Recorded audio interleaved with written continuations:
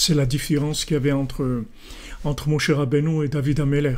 Moshe Rabbeinu, il a dit, il connaissait pas vraiment le moment de Chatzot. Il a dit vers Chatzot on va sortir. Pourquoi? Parce que Moshe Rabbeinu, il était complètement inclus dans l'infini, comme c'est écrit la fille de Parvo, elle l'a caché dans un petit berceau.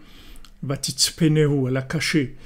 Alors même la tombe de Moshe Rabbeinu, on ne sait pas où elle est cachée, parce que la lumière de Moshe Rabbeinu, elle est très haute et elle est cachée. Donc comme la lumière de Moshe Rabbeinu était cachée, il connaissait pas le moment exact de Chatzot. Mais David Ameler, lui, il connaissait le moment de Chatzot, parce que David Ameler, il avait la harpe. Et la harpe, en fait, de David, c'est le Ruach Tsephonit, c'est le vent du nord qui souffle dans la harpe de David. Le vent du nord, c'est la lumière infinie. C'est ce qui s'appelle Tsafoun. Comme on dit dans le Seder de Pessah, Tsafoun, on commande Tsafoun. Après, l'apicomane, Tsafoun. Tsafoun, c'est l'infini. Donc la lumière de Moshe Rabbeinu, qui était infinie, elle s'appelle Tsafoun. C'est pour ça que même la tombe de Moshe Rabbeinu, on ne sait pas où elle est.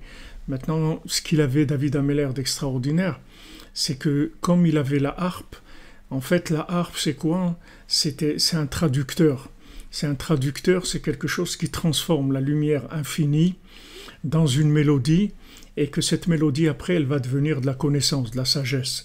Donc, quand le vent du nord, de l'infini, il souffle dans la harpe de David, en fait, il devient de la malchoute. En fait, c'est le système qui transforme la lumière, le Or En Sof, en malchoute, c'est-à-dire en quelque chose de concret et de palpable.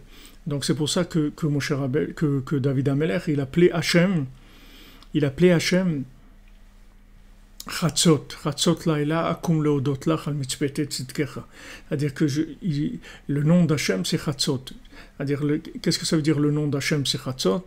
Ça veut dire qu'une fois que la lumière infinie, elle est passée par Chatzot, c'est-à-dire par la harpe de David, elle devient quelque chose qui a le pouvoir, c'est-à-dire le pouvoir du bien pour dominer le mal. C'est-à-dire que c'est ça le principe de Chatzot, si vous voulez. Parce que quel était le problème? Pourquoi il ne pouvait pas délivrer la princesse quand elle était chez le Lotov, dans le château de celui qui n'est pas bien? Est-ce que maintenant elle voulait pas le délivrer? C'est sûr qu'elle voulait être délivrée. Lui voulait la délivrer, elle voulait être délivrée. Mais pour ça, il fallait une véritable délivrance, pas quelque chose qui ressemble à de la délivrance, une véritable délivrance. Donc elle a dit, pour ça, tu peux pas me délivrer maintenant, tu peux pas me faire sortir.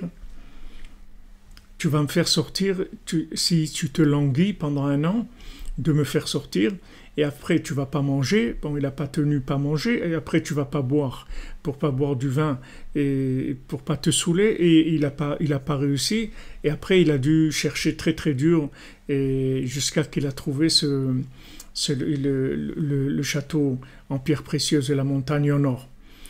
C'est-à-dire, elle veut sortir, la Shrina, elle veut sortir de la galoute.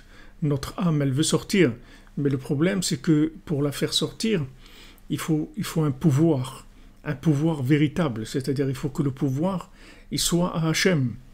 C'est-à-dire que tant que le pouvoir n'est pas à Hachem, c'est-à-dire tant qu'on croit qu'on va trouver une combine pour faire ça ou pour faire ça, on va s'arranger comme ça, on va s'arranger comme si, tant qu'on a affaire à des systèmes de cause à effet, on ne peut pas la délivrer. Parce qu'elle ne peut pas se délivrer par du cause à effet. Elle peut le délivrer que par l'intervention des mondes supérieurs. Maintenant, quand il y a une intervention des mondes supérieurs, alors il y a une lumière qui brûle, parce que c'est très fort. Alors maintenant, quelle est la solution? La solution, c'est Chatzot, c'est la harpe de David.